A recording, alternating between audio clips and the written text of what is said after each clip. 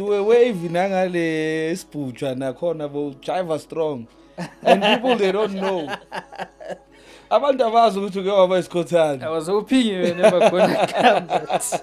Bona majida jive and mainly because the attention. I think I love the attention so much that uyabona amajida mfethu ayajiva and ayana kwisikela kancane kancane sezolandwa kune talent show amajida yiwe stage and I'm like yeah. Ile era yabo umsawa nebhegi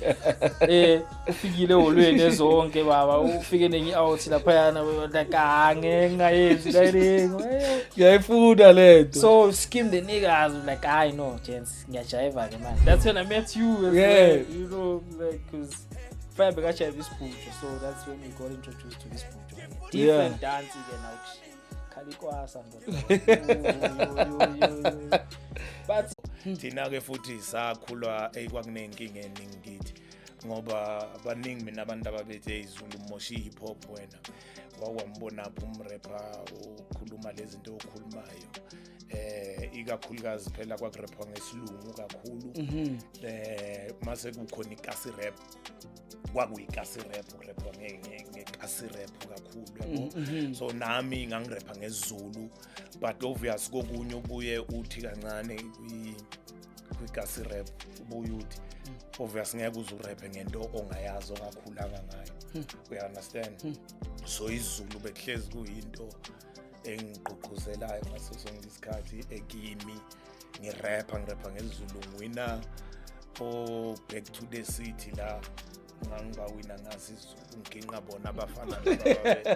ababenze abaskusku ababenze ukuthi wena umoshi ngicabanga ukuthi inwele ezaNkulunkulu nentshebe eyaNkulunkulu indalo yabo indalo izinto ezinatural into zomuntu omnyama wayibeka kahle so kimi yangirepresenta yabo ezindoda engiyona kuyangirepresenta nginokuthula nje ngibuke ngithi omunyatheko kodwa inwele zaphezulu ngiyibuze ngithi kodwa bhuti mathuba umsebenzi ashoda abantu babhoreka too much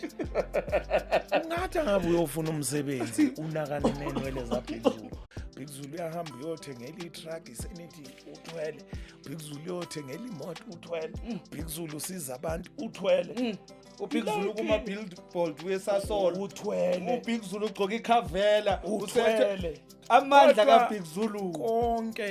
konke lokho usahlupheka uhasila ungalali mina until today ngiyasebenza